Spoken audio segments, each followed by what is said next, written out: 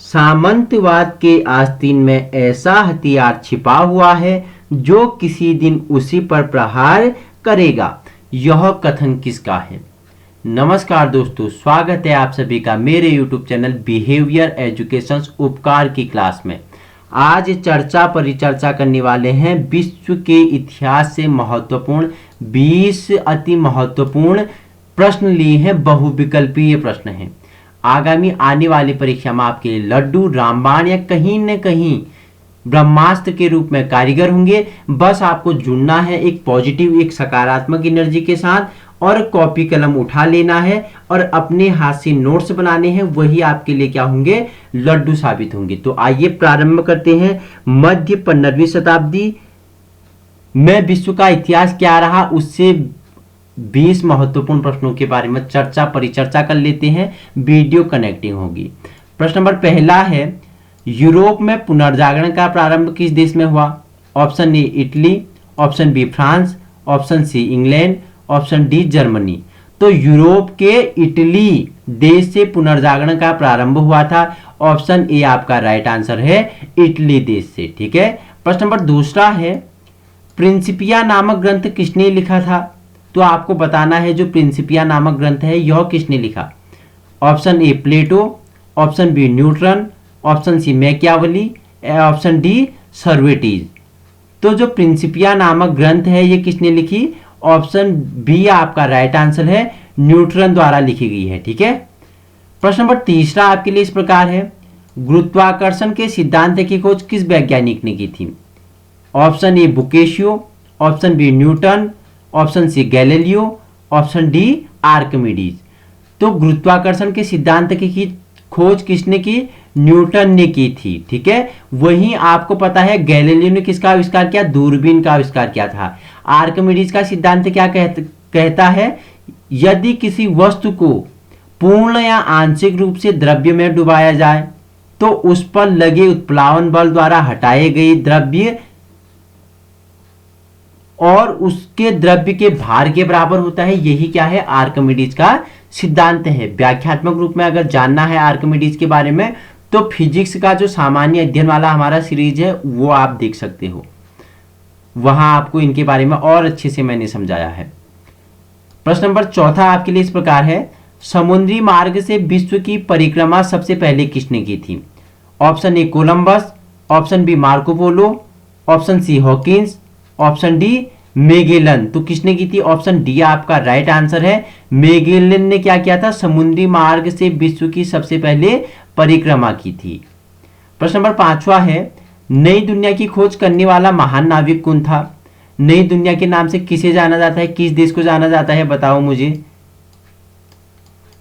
तो नई दुनिया के नाम से किसे? अमेरिका को जाना जाता है। तो इसकी खोज किस नाविक ने की थी? तो किसने की थी? ऑप्शन बी आपका राइट आंसर है, इसकी खोज की थी कोलंबस ने।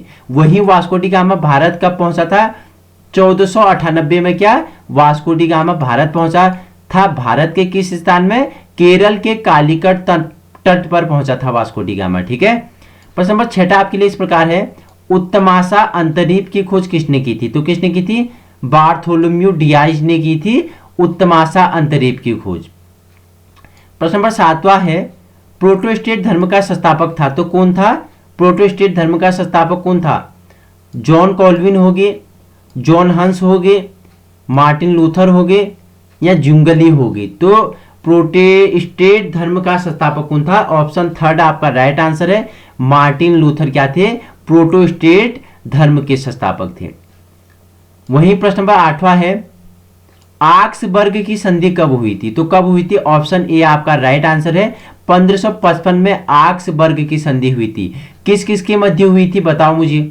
देखो, आक्सबर्ग की संधि द्वारा जर्मनी में रोमन कैथोलिक और लूथरवादियों के मध्य संघर्ष को समाप्त किया गया, लेकिन इस संधि के बाद जर्मनी में वास्तविक और स्थायी धार्मिक समझौता संभव नहीं हो सका।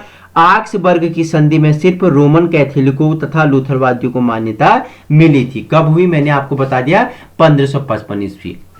प्रश्न नंबर 8वें की ओर बढ़ते हैं। 9वां आपके लिए इस प्रकार है प्रश्न, क्षमा पत्र का प्रयोग होता है कर अदा करने में, पाप से मुक्ति पाने के लिए ईसाई धर्म में दीक्षा देने के लिए, नास्तिक बनने के लिए। तो क्षमा पत्र, ठीक है, शब्द से ही अर्थ स्पष्ट हो रहा है, पाप से मुक्ति पाने के लिए। ऑप्शन बी आपका राइट आंसर है। क्षमा पत्र का प्रयोग पाप से मुक्ति पाने के लिए किया जाता है। प्रश्न नंबर 10वां है आपके लिए, स्विट्जरलैंड में प्रोटेस्टेंट धर्म का प्रचार किया, किसने किया? Option A Martin Luther, option B Zwingli, option C Calvin, option D क्या है? वाइक्लिफ। तो मार्टिन लूथर ने क्या किया था? प्रोटेस्टेंट धर्म की स्थापना की थी, लेकिन इसका प्रचार प्रसार किसने किया था? ऑप्शन बी आपका राइट आंसर है। जुंगली ने इसका क्या किया था? प्रचार प्रसार किया था। कहां पे? स्विट्जरलैंड में। सीरीज के पहले पूछा था मैंने प्रश्न नंबर 11, सामंतवाद के आस्तीन में ऐसा हथियार छिपा हुआ है जो किसी दिन उसी पर प्रहार करेगा, यह कथन किसका है? ऑप्शन ए हेंजन का है, ऑप्शन बी हेनरी मार्टिन का है, ऑप्शन सी फिशर का है, ऑप्शन डी हेज का है। तो ऑप्शन बी आपका राइट आंसर है।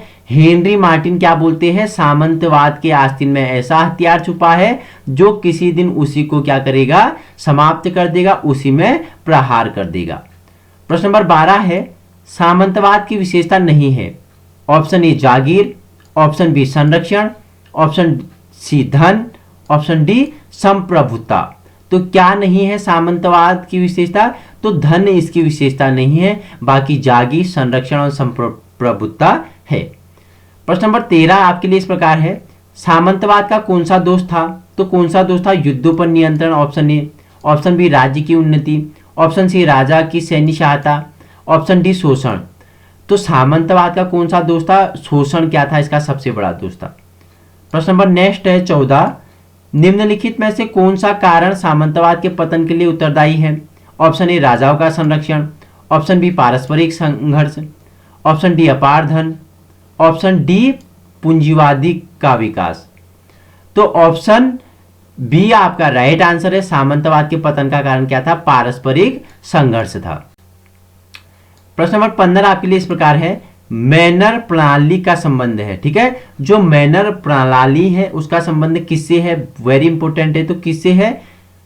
ऑप्शन ए समाजवाद, ऑप्शन बी सामंतवाद, ऑप्शन सी पूंजीवाद, ऑप्शन डी साम्यवाद। तो जो मैनर प्रणाली है उसका संबंध किससे है? सामंतवाद। ऑप्शन बी आपका राइट आंसर है।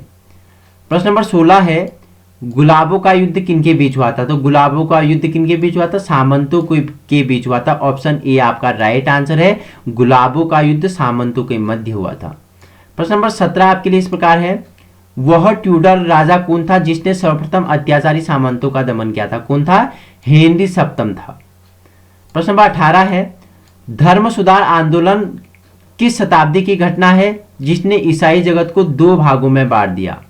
तो किस जगत की घटना थी जिसने ईसाई धर्म को दो भागों में बांट दिया? तो 16वीं शताब्दी की घटना है ये, ठीक है, धर्म सुधार आंदोलन। प्रश्न नंबर 19 है, घंटे की संधि कब हुई थी? Option A 1576, option B 1582, option C 1586, option D 1588। तो कब हुई थी घंटे की संधि? इंपोर्टेंट है। तो 1576 ईस्वी में घंटे की संधि हुई थी। प्रश्न नंबर 20 है, बाइबिल का जर्मन भाषा में सर्वप्रथम अनुवाद किसने किया? ठीक है, जो बाइबिल है इसका सर्वप्रथम जर्मनी भाषा में अनुवाद किसने किया था? Option A Martin Luther, option B Calvin, option C आपका क्या है? जॉन हंस, ऑप्शन डी आपका क्या है? वाइक्लिफ। तो ऑप्शन फर्स्ट आपका राइट आंसर है। मार्टिन लूथर द्वारा बाइबिल का सर्वप्रथम क्या किया गया? जर्मनी में अनुवाद किया गया, ठीक है। प्रश्न नंबर नेक्स्ट है, स्पेन के शासक फिलिप द्वितीय की शासनावधि थी, तो कब से थी जो स्पेन का शासक फिलिप द्वितीय था? तो ये 1556 से लेके 1598 ईस्वी तक शासन किया इसने, ठीक है। प्रश्न नंबर 22 आपके लिए इस प्रकार है, स्पेन के किस राजा का शासनकाल इतिहास में राजवंशीय अराजकता का युग माना जाता है? तो किसका?